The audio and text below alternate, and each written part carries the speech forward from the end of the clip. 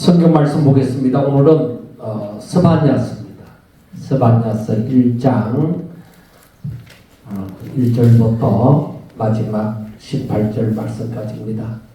자, 우리가 이 말씀을 읽으면서 벌써 심판에 관한 말씀이라는 것을 알 수가 있습니다. 그러니까 우리가 그 유다의 그 역사를 보면서 생각하는 것이 히스기야의 뒤를 이어서 이제 나중에 요시아가 왕이 되어질 때에 요시아 왕이 이때부터 그러니까 요시아 왕 때에 이때부터 스바냐가 활동을 시작합니다. 스바냐의 활동이 시작되는데, 그런데 이 스바냐의 활동이 언제까지 되느냐 하면은 종교개혁 때까지. 요시아가 종교개혁을 일으킵니다. 왜 종교개혁을 일으키느냐? 요시아가 생각할 때 이건 아니다.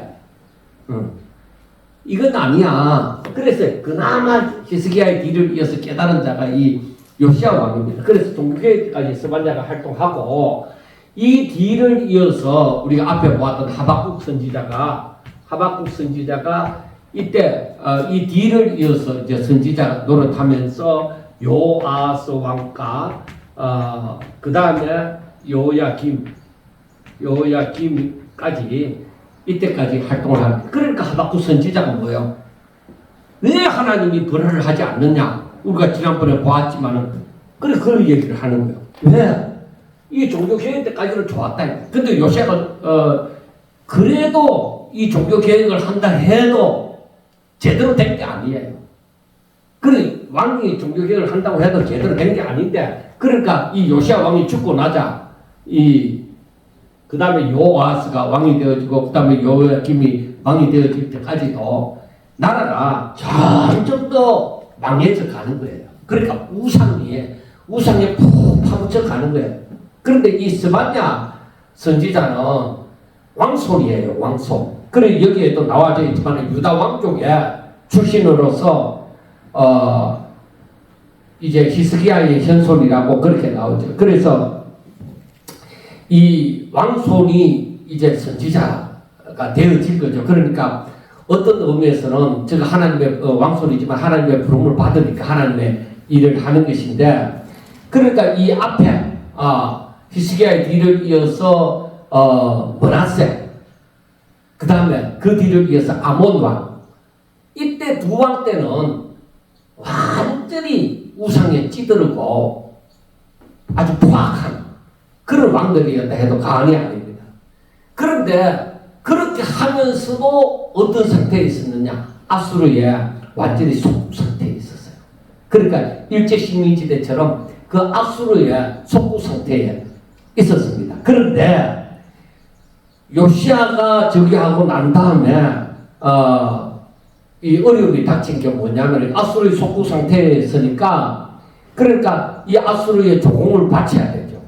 조공을 바치는 것은 물론이고 이 이전까지 섬기던 바알 숭배에다가 그 다음에 아수르의 우상이던 그 일월성신을 숭배하는, 그러니까 하나님을 믿는 이 백성들에게 완전히 자기들이 도입한 그 바알 숭배에다가 아수르의 일월성신 숭배까지 들어오니까 완전히 이 나라가 하나님의 백성이 아니라 완전히 우상의 백성이 그런 상태가 되어져 버리니까 나라가 완전히 복잡해질 거예요. 그런 상태가 되어져서 완전히 종교적인 암흑기를 겪고 있습니다. 그러니까 이때는 뭐야? 종교적인 암흑기를 겪을 때에 나라가 망해가는구나 하고 알아야 돼요. 그러니까 왜냐하면 이 하나님의 백성들은 하나님께 부르짖어야 살아요.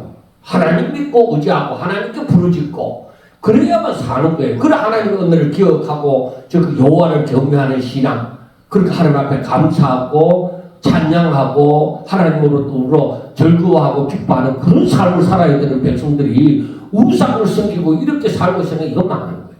하나님의 징계가 분명히 하나님이 그 땅을 진노하심으로 말미암아서 이제 망해가는, 그런데 요시아가 왕이 되어졌잖아요. 그래서 나중에 이런 상태에 완전히 우상이 찌든 상태에 있는데 여기서부터는 안 되겠다. 이제 요시아가 종교 개혁을 일으키려고 하죠. 그런데 이 요시아 왕이 저기 하던 때에 아수르는 점점 쇠퇴되어 가고 있었는데, 그러니까 요시아가 이때다 하고 아수르로부터 정치적인 독립을 선언하고 영토를 확장하고 또 이때를 기해서 종교 개혁을 일으키기까지는 좋습니다. 왜 하나님께서 이 요시아의 이 마음을 받아주지 않았을까? 그거는 왕이 종교 개혁을 일으켰으나 백성들이 그렇게 완전히 뒤집어지기가 힘들어요. 너무 거기에 빠져버려요. 너무 찌들어갖고 백성들의 회개가 일어나고 막 이렇게 해야 되는데, 종교개혁을 일으키고자 하지만 왕은 백성들이 쉽게 돌아서지 않습니다. 그래서 이 스바냐 선지자도 종교개혁 때까지 그때까지 활동을 했지만 여기에서 당장 유다의 심판이 있으리라는 것을 얘기를 하잖아요. 이 뒤를 이어서 하박국 선지자가 계속 심판하리라는 것을 얘기를 하잖아요. 그리고 바벨론을 말미암아 심판하리라는 것을 얘기를 하고 있습니다. 그런데 이 스바냐 선지자가 외치는 것도 뭐냐면, 하나님의 성민이라고 하는 이 사람들이, 이 백성들이 오히려 범죄를 저지르고 타락하고 완전히 그 어두움의 세계가 되어진 거죠. 하나님을 잊어버린 지 오랜 사람들처럼 어둠의 세계 속에서 사람들이 살아가고 있죠. 그러니까 하나님께서 이 스바냐 선지자를 통해서 이제 너희들에게 심판이 임할 것이다 하고 말씀을 합니다.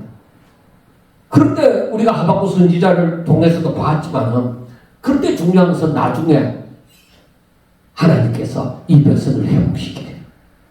이 약속을 또 하는 거예요. 분명히 심판이 있을 것인데 회복하리라.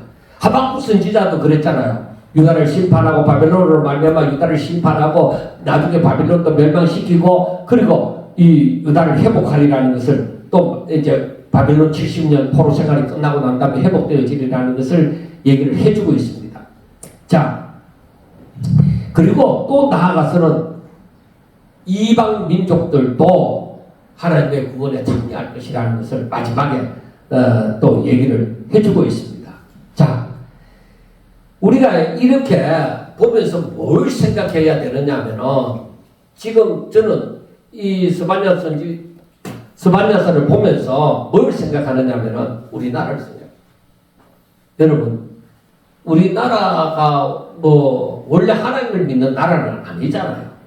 그러니까 유교, 불교, 뭐 베리벨 종교가 다 들어와 있습니다. 우리나라도 이단들 하면 참 많이 있습니다.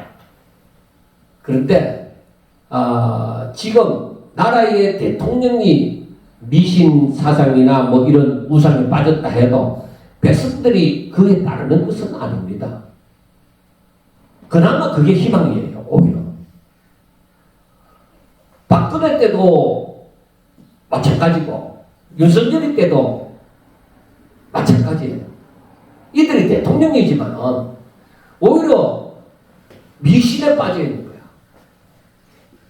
거야. 대통령 나올 때 뭐 왕자 세례가 나온다든지 뭐 그런 짓들 하는 것들이 뻔한 거예요.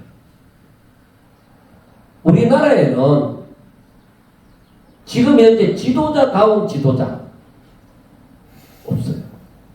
이 당이 옳다, 저 당이 옳다 얘기할 거 없어요. 우리나라는 하나님을 의지하는, 진짜로 하나님을 의지하고 하나님 앞에 엎드리고 정말 이 하나님 뜻대로 이 나라를 이끌고 가자 하나님을 이끌고 참 하나님 뜻대로 이 백성들을 이끌고 가고자 하는 그런 멋있는 지도자 지금 안 나타나고 있습니다. 그래서 생각하는 것이 무엇이냐? 우리나라에 그러면 기독교를 바라볼 때에 희망이 있느냐? 희망이 없어요. 그래서 뭘 바라보느냐? 우리나라에 성경에 나타나는 그루터기, 남은 자, 여기에 희망. 아무리 망해도 우리나라에 그래도 절대적으로 믿음을 잃지 않고 하나님을 의지하는, 나라를 위해서 기도하는 백성들인데. 그런데 그러면 그게 교회, 전체적인 교회가 되어져야 되는데, 전체적인 교회를 볼 때는 그렇지 못하다. 오히려 저도 시골에 있고 자그마한 교회에 있지만은 오히려 지금 현재 어디에도 우리나라 교회가 희망이 있다.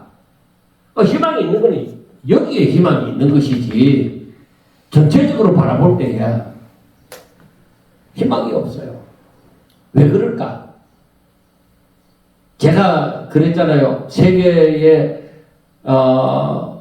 세종학당 중심으로 또 여러 가지 한글 학과가 생겨나고 많이 생겨나잖아요.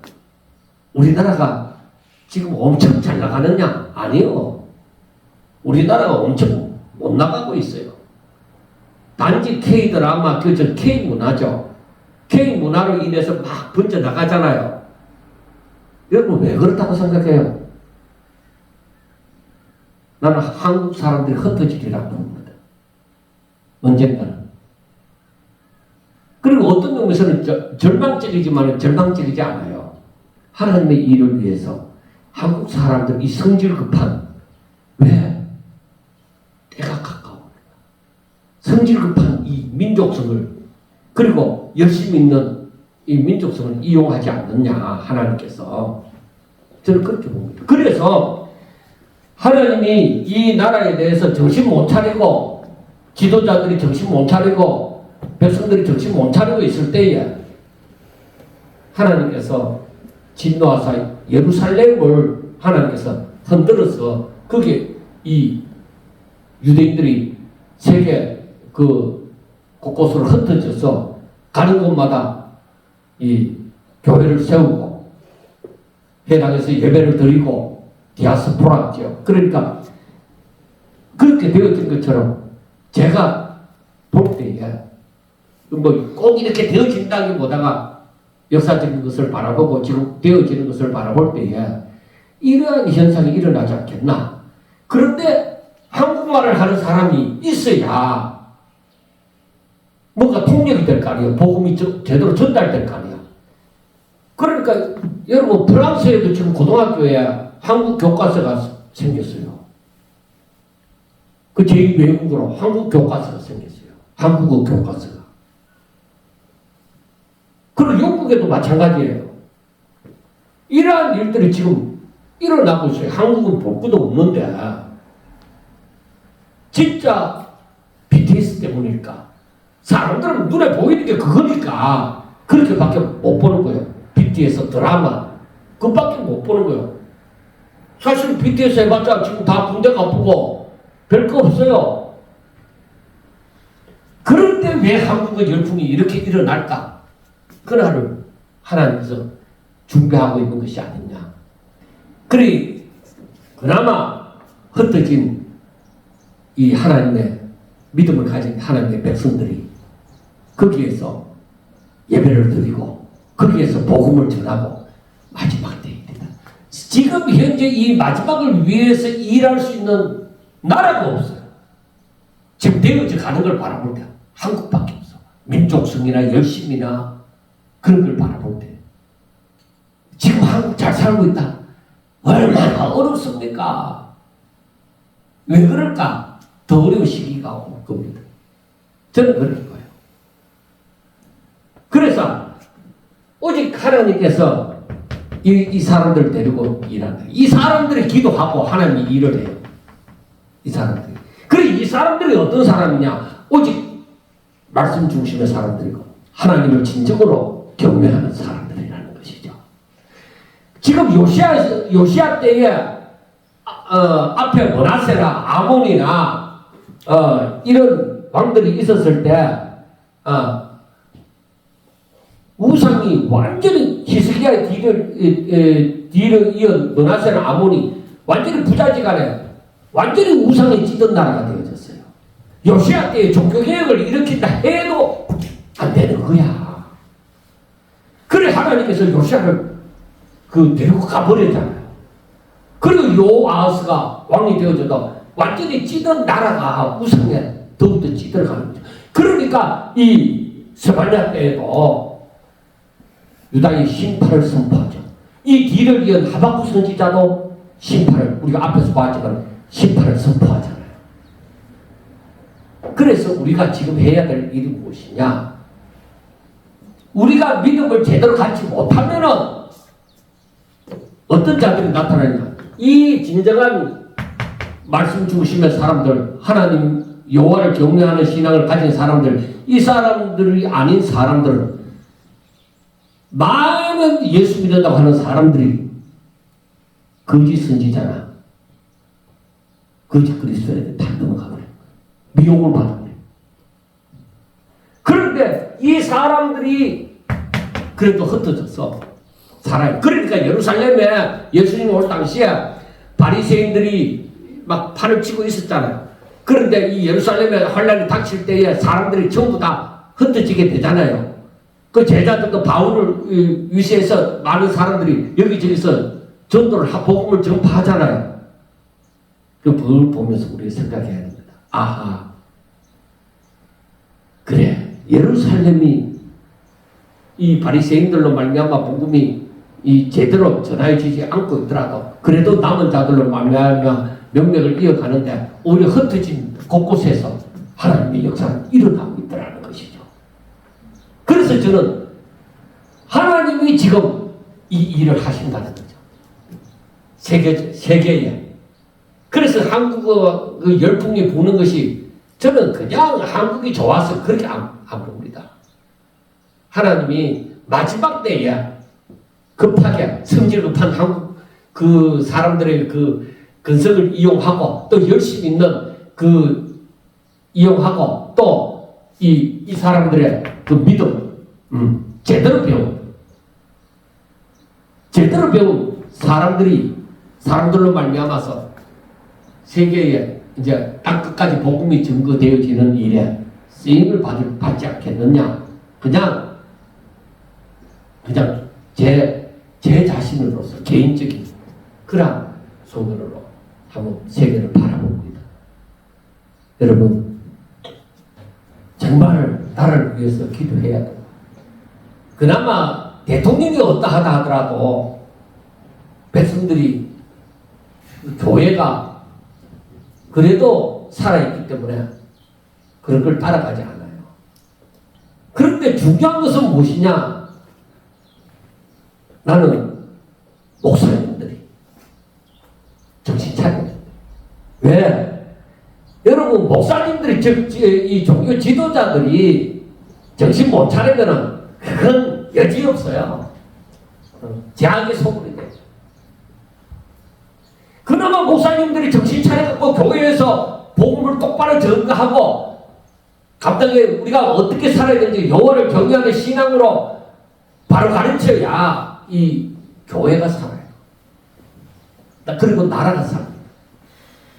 우리 개인적으로 가정을 봐서도 예수 믿는 내가 바로 신앙생활을 하고 해야 가정에 거룩한 영향을 미치는 거예요.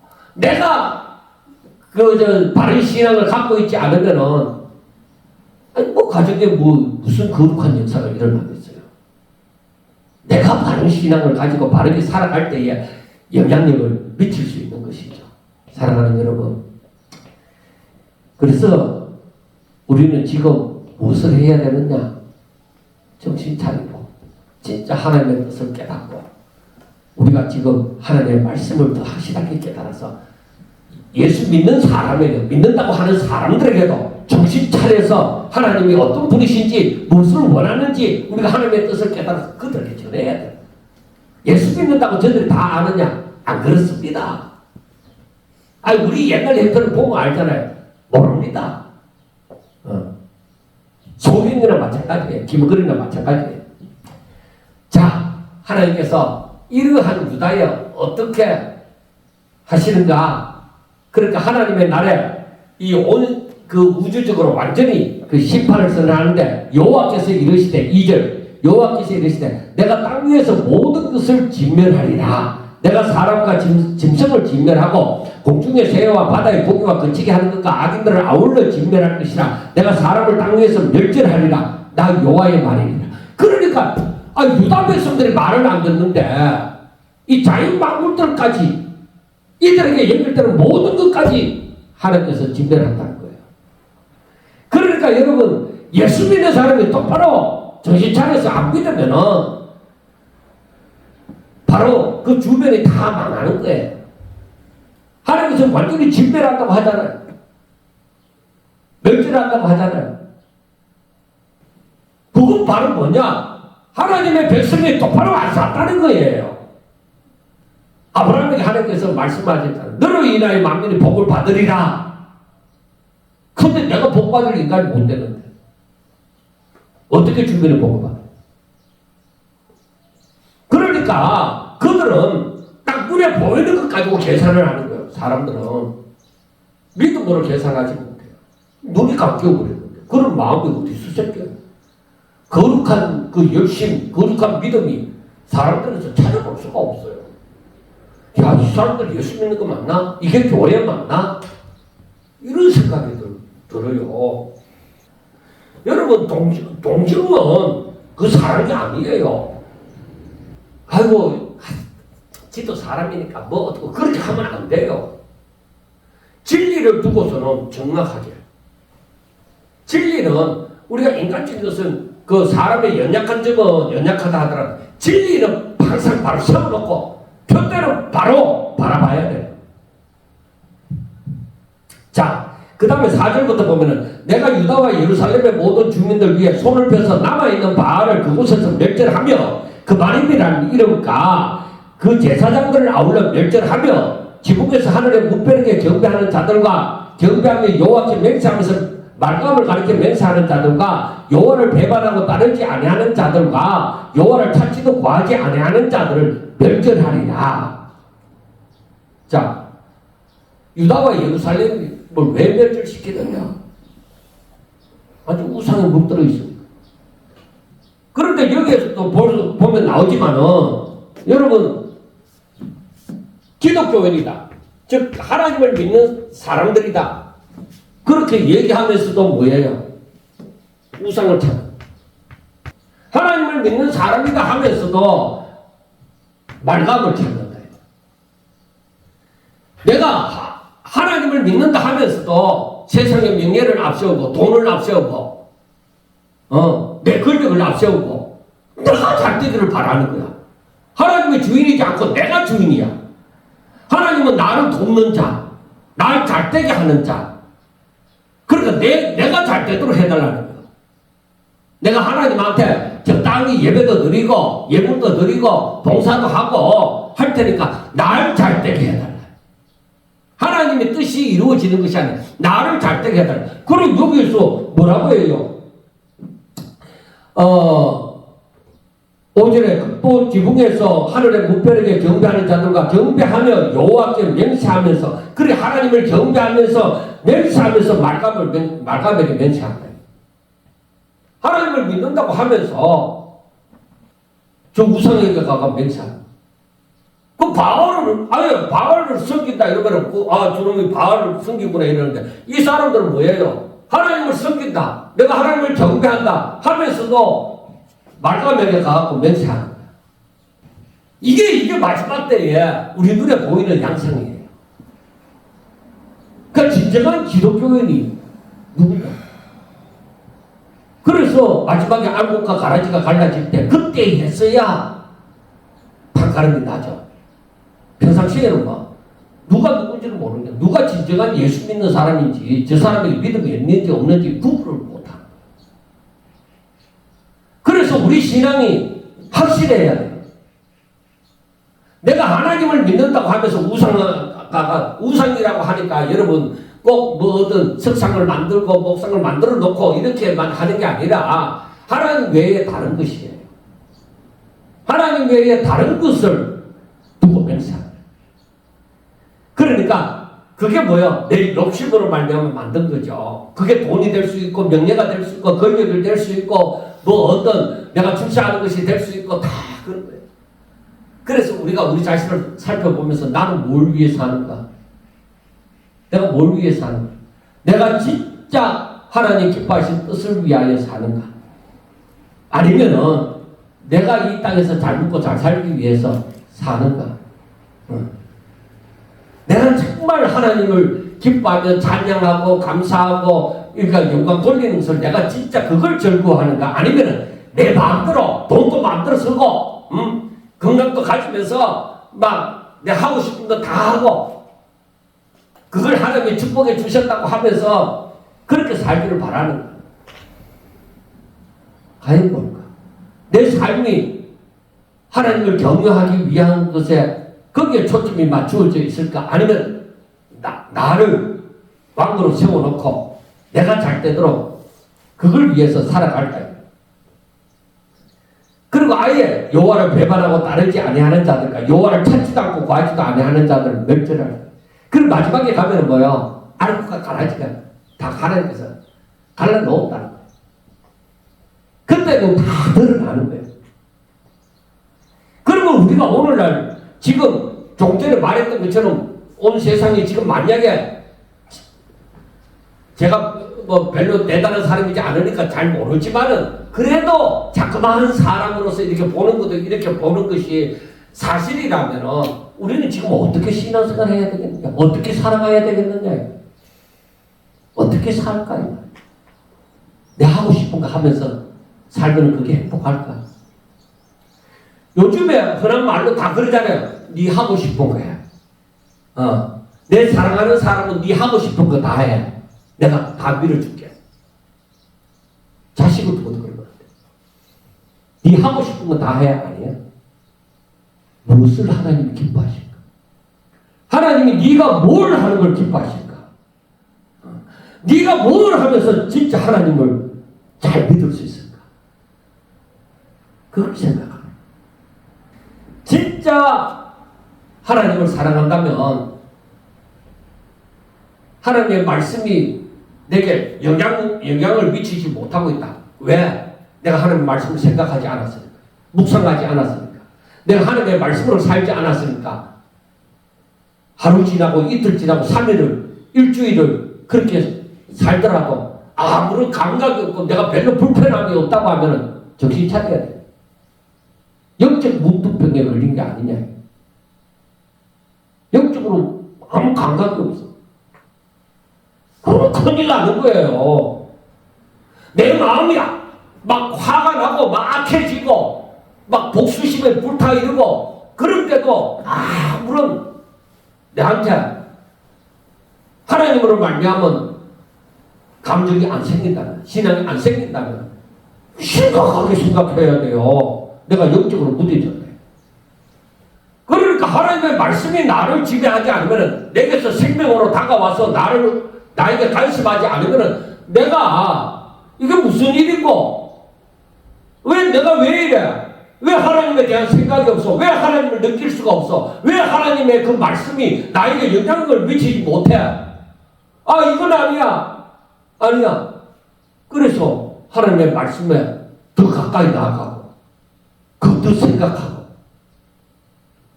그리고 제가 힘들더라도 오히려 더 매일마다 묵상을 보내려고 하는 거예요. 그나마 여러분들이 영적으로 깨어있으면 이걸 느끼는 거예요. 제가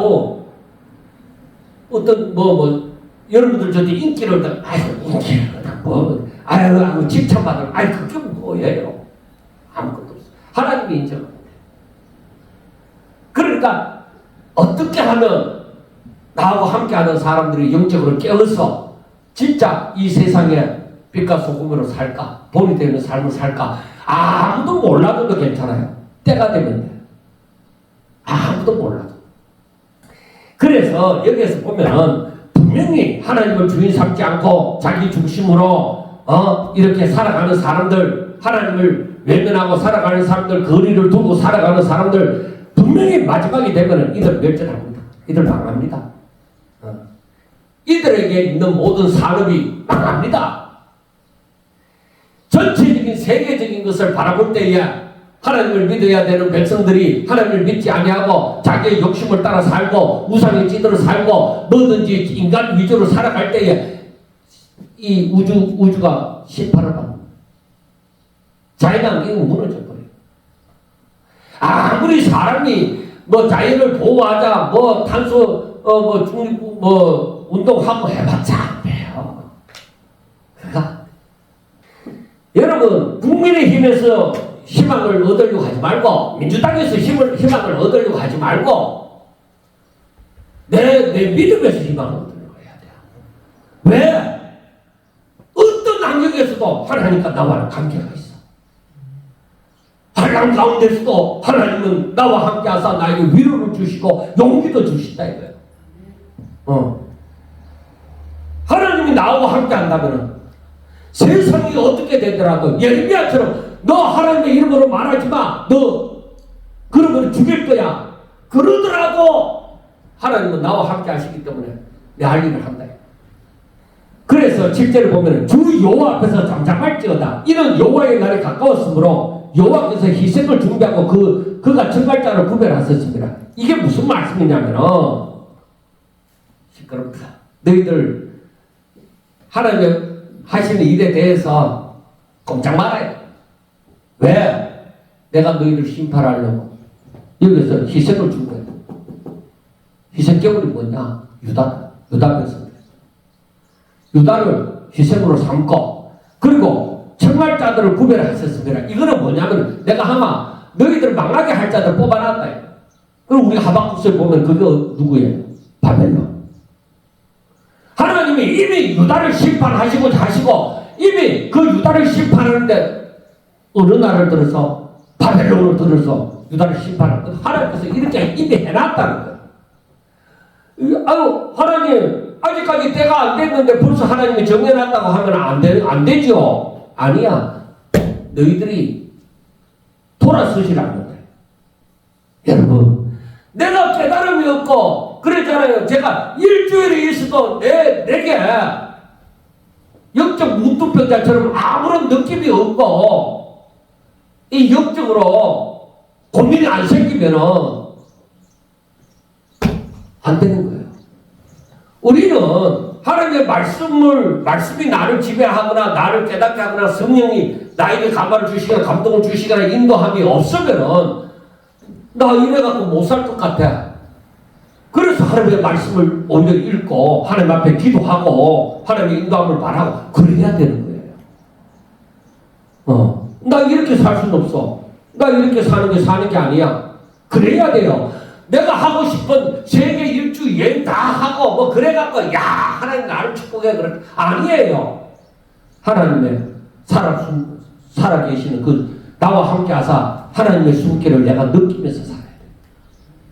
하나님이 나를 징계하더라도 내가 하나님의 징계, 하나님이 나를 사랑하사 징계한다는 걸 알아야 되고 고난의 길을 걷게 할 때도 하나님께서 왜 이 고난의 길을 걷게 하시는지 그걸 알아야 돼요. 그래서 8절을 봐요. 여호와의 희생의 날에 내가 방백들과 왕자들과 이방인의 옷을 입은 자들을 벌할 것이며 그날에 문턱을 뛰어넘어서 부하가 거짓을 자기 주인의 집에 채운 자들을 내가 벌하리라.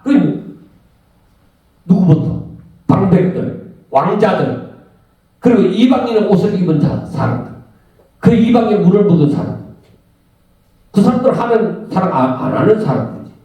그래서 여기에서 그날의 문턱을 뛰어넘어서 부하가 거짓을 자기 주인의 집에 채운 사람. 그러니까 이것은 완전히 하나님의 뜻대로 사는 것이 아니라 자기의 욕심을 따라서 이런 강포를 행하면서 살아가는 사람들을 얘기한다. 내가 그 사람들을 벌한다. 행한 대로 심판하시다. 내가 그들을 심판한다. 그 10절에서는 나 여호와가 말하노라. 그날에 의문에서 부르짖는 소리가 제2구역에서 울음소리가 작은 산들에서 무너지는 소리가 일어나리라. 이때는 하나님의 심판을 받아갖고 뭐 기뻐하고 이런 사람으로서 이때는 하나님께서 이들을 심판하실 때는 전부 다 무너지는 거야. 그래서 하나님이 손을 대면은 뭐 아무것도 없어요. 우리나라 뭐 삼성 LG 그거요 손만 대면 다 달라. 우리나라 반도체가 뭐 대단하다 하지만은 어제 결혼한 그 조카가 그 반도체 이제 박사거든요. 우리나라 심해요. 이 친구도 미국으로 들어. 그 왜 그러냐 했을 때 우리나라는 이미 옳게 배부르지도 않고 배부르지 하고. 그리고 희망이 없어. 그런데 여러분, 희망은 이들에게 있습니다. 하나님을 경외하고 끝까지 하나님 뜻대로 살고자 하는 사람들, 이 사람들에게 희망이 있는 거예요. 그러니까 여기서 보면은 무너질 때야 와르르 무너지는 거야. 조금만 무너지는 게 아니라 와르르 무너지는 거야. 그러니까 하나님께서 참다 덜할 때는 이렇게 되는 거예요. 그래서 막대서 주민들아, 너희는 슬피 울라. 가나안 백성이 다 패망하고 언을 거래하는 자들이 끊어졌습니다. 이것은 완전히 막대서라는 건 낮은 그 지대를 얘기하는 것인데, 그러니까 예루살렘의 상업지대에 사는 그 상인들, 그러니까 저 높은 데서부터 저 낮은 데 이렇게까지 다 망하는 거예요. 그러니까 하나님이 치시는데 누가 이들을 돕겠어요? 하나님의 손이 우리나라에 임하기 전에 우리는 나라를 위해서 기도해야 돼요. 그러니까 그걸 작게 보면은 내 자신에게 하나님의 그 진도하시기 임하기 전에 우리는 회개하고 이렇게 깨닫고 회개하고 하나님 앞에 엎드리고 하나님 앞에 나아가고 이러한 역사가 내게서 일어나는 사람이 바로 하나님께로부터 은혜를 받은 사람이죠. 내게 그런 부흥, 그게 부흥이에요. 그런 부흥이 일어나야 돼요. 자, 12절. 그때에 내가 예루살렘에서 찌꺼기같이 가라앉아서 마음속에 스스로 이르기를 여호와께서는 복도 내리지 아니하시며 하도 내리지 아니하시리라 하는 자를 등불로 두루 찾아 벌하리니. 그러니까 이 사람들은 자기 자만에 빠져있는 사람들이죠. 야, 하나님 어디 살아계시냐? 하나님 어디 살아계시냐? 하나님께서 복도 내리지 않고 하도 내리지 않는데. 그리 하나님에 대해서 제대로 알지도 못하고 지멋대로 살아가는 사람들, 그 사람들은 분명히 내가 벌한다. 13절. 그들의 재물이 노락되면 그들의 집이 황폐할 것이라. 그들이 집을 건축하나 거기에 살지 못하면 포도원을 갖거나 그 포도주를 마시지 못하리. 그러니까 하나님이 딱 끊어버리면은 거기서 끝장나요. 뭐 인생이 뭐 대단한 줄 알아요. 그렇잖아요. 하나님 뭐 자그마할 때 한번 핏줄만 딱 막히도록 해봐요. 당장 심장마비로 죽어버리잖아. 그게 어디 뭐 예고나 있습니까? 그냥 한꺼번에 딱 일어나면 끝나는 거잖아.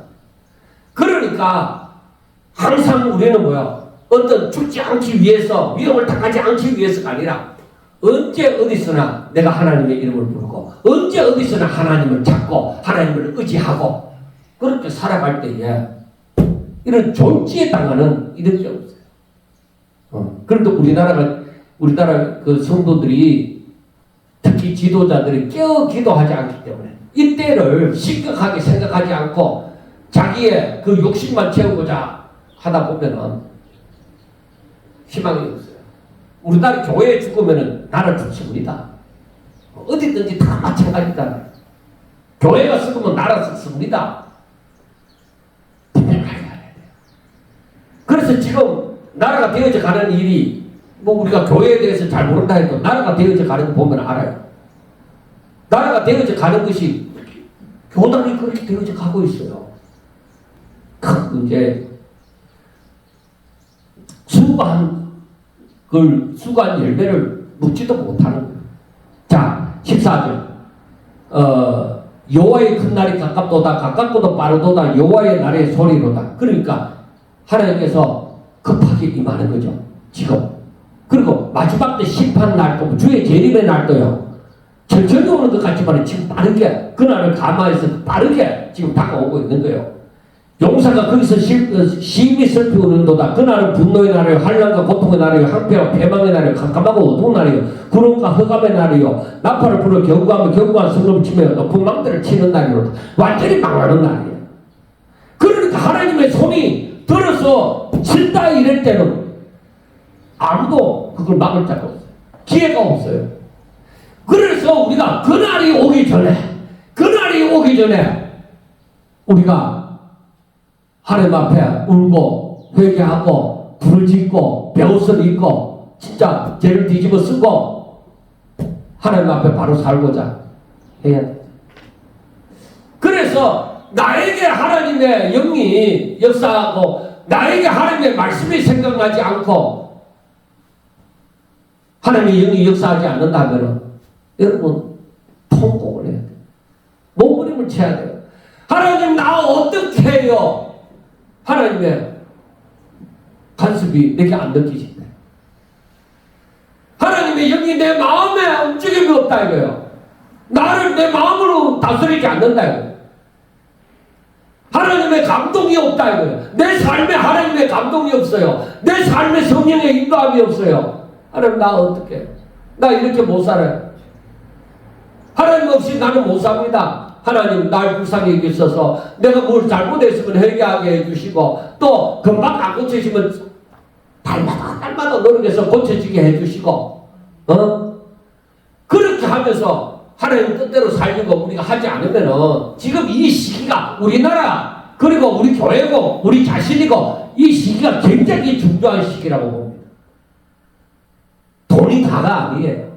사람 숨 끊어지면 돈이 무슨 필요 있어. 그렇게 이런 분노의 달, 어두운 날, 고통의 날, 막 이런 날이 하나님께서 손을 들어서 치는 이런 날이 오기 전에 우리는 회개하고 진짜 하나님을 경외하는 세상이 다 썩어진다 해도 그 가운데서도 살아남는 자가 되어야 돼요. 하나님께서 믿음을 사람들에서 믿음을 찾고자 할 때 바로 우리 가운데서 믿음이 보여져야 돼요. 우리 가운데서 예수가 발견되어져야 돼요. 내 삶에서 예수가 발견되어지지 않는다면 이게 안타까운 일이에요. 내가 왜 사냐? 내가 뭘 위해서 사냐? 내 안에 예수님이 발견되어지지 않고 그 음성이 느껴지지 않고 그래서 눈물을 흘리면서 기도하는 하나님 날 살려주세요.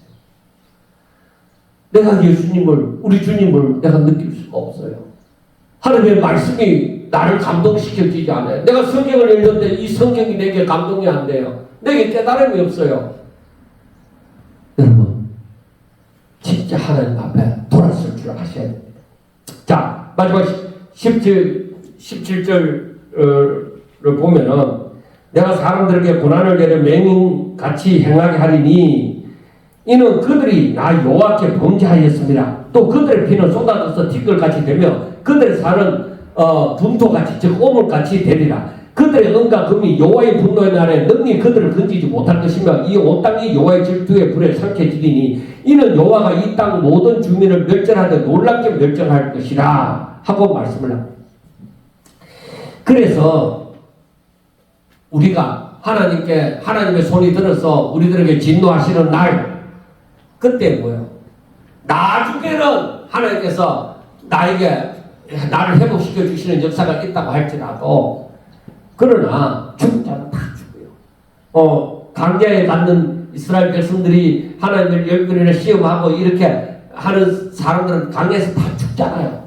죽고 이제 나머지 세대가 이제 살아서 이제 가나안 땅을 들어가게 되는데 우리 마찬가지예요. 내가 회개하지 않으면 안 돼요. 내가 살려면 내가 회개하고 하나님의 사랑을 입어야 되죠. 그래서 지금 이런 멸망, 진노, 진멸 이런 게 일어나는 게 왜 일어나느냐? 하나님 앞에 범죄했기 때문이다. 하나님 앞에 범죄했기 때문이다. 하나님을 떠났기 때문이다. 하나님을 업신여겼기 때문이다. 너희들이 하나님을 믿는다고 하지만은 네 자신을 위해서 우상 앞에 비는 것밖에 안 된다. 그걸 의지한다. 하나님 의지 안 하고 다른 거 의지한다 이 말이에요. 그래서 저들이 분토같이 쓰레기같이 취급을 당하게 되죠. 우리가 그렇게 좋아하던 은과 금이 뭐예요? 그거 우리 못 구원해요. 그래서 우리가 알아야 돼요. 그래서 우리가 정확하게 알아야 돼요. 이 돈은 나에게 힘이 될 수 없다. 자, 여러분들 보세요. 이제 우리 집에도 개가 있고 지사님도 개를 키우고 이렇게 짐승을 막 사랑하는데 개는 개예요. 개가 사람이 될 수 없어요. 그래서 알아야 돼요. 개를 개같이 취급할 줄 모르면 안 돼요. 걔를 사람같이 여기면 안 돼요. 뭐 사람들은 막 짐승을 뭐 반려그러면 굉장히 사람같이 여겨갖고 막 대단한 것처럼 하지만은 짐승은 짐승이고 반려견은 반려견. 절대 그들이 뭐 아무리 막 회개의 역사가 일어나고 그런 거 없어요. 부흥도 되지 않아요. 짐승은 딱 거기까지. 그야말로 반려견이지. 그 사람같이 얘기하는 거 인간이 미쳐갖고 극하는 거 그건 절대 안 돼. 그래서 돈은 돈이다 이거야. 그냥 돈이에요. 명예, 권력, 뭐 세상에 어떤 부귀영화 다 고기예요. 다 이것은 고기까지 내가 하나님의 영광을 위해서 사용하는 거예요. 그렇게 할 줄 알아야 돼. 그것을 나의 신으로 삼고 내 중심에 두고 그건 안 돼요.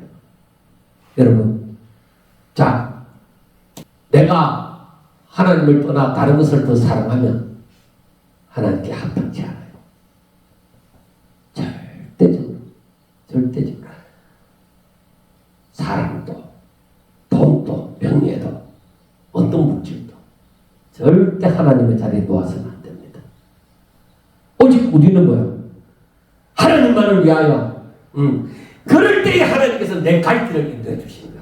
사람도 사랑하게 해주시고 짐승도 사랑하고 자연도 사랑하고 내가 똑바로 되어야 내 주변이 사랑하는 거예요. 그래서 우리가 적은 인원이지만은 내가 똑바로 될 때야 하나님이 살아계신 증거가 바로 나에게 일어나고 우리라는 곳에 일어나고 교회에 일어나고 가정에도 일어나고 사업장에도 일어나고 그래서 내가 다른 사람보다 많은 것을 가졌다가 아니라 여기에 하나님 계신다고 간증하는 거예요. 나를 함부로 대하지 마라. 왜? 내게 예수의 흔적이 있다. 그렇게 말하는 바울처럼 우리도 뭐요? 내 안에 하나님 계신다. 그래 그 믿음 가지고 자신 있게 살아가는 거예요. 여러분, 하나님의 약속을 붙드세요. 그러니까 하나님을 경외하는 자 절대로 하나님이 고아와 같이 버려두지 아니하시고 불꽃 같은 눈동자를 지켜 보호하시고 세상 끝날까지 우리와 함께 하시고 나를 파송하되 나를 강야에 보내더라도 하나님께서는 분명히 나와 함께 하시고 내 먹을 거 입을 거 그런 것 때문에 걱정하도록 하지 않게 해주고 혹시라도 뭐 어떤 환경을 허락하신다 해도 거기에도 하나님이 계시는 줄로 믿습니다. 살아계신 하나님을 믿고 우리가 정말 여호와로 인하여 내 마음이 기쁘고 내 삶이 행복하고 정말 살아계신 하나님께 늘 감사하고 찬송하며 살아가는 저와 여러분들이 될 수 있기를 주의 이름으로 축원합니다. 기도드립니다. 하나님, 우리 성도들 한 사람 한 사람 일일이 기억하옵시고 은혜를 베푸시사 하나님의 말씀을 듣고 깨닫게 해주시고 자신이 어떻게 해야 되는지 아버지요 하나님의 은혜로 인도함을 받아서 있어야 될 자리에 있고 해야 될 일을 하고 생각해야 될 것을 생각하고 하지 말아야 될 것을 안 하고 그렇게 해서 정말로 하나님의 사람으로 살아갈 수 있도록 축복하옵소서. 이 마지막 때에 아버지 모두 다 나이도 들고 했지만은 그러나 하나님이여 모세가 80에 들을 쓰신 것을 바라고 그리고 하나님이 쓰시고자 하시면은 아버지여 이보다 더 늙어도 하나님께서 들어 쓰시는 줄 알고 항상 쓰임받는 자리에 저희들이 있게 하여 주시옵소서. 하나님께서 볼 때에 저희들이 하나님의 기뻐하는 종들이 다 되게 해주시고 정말 저희들로 말미암아 하나님의 뜻이 이루어지는 것을 우리 눈으로 목도하고 하나님 앞에 더 크게 영광 돌릴 수 있는 축복이 있게 하옵소서. 예수님 이름으로 감사하며 기도드리옵나이다. 아멘.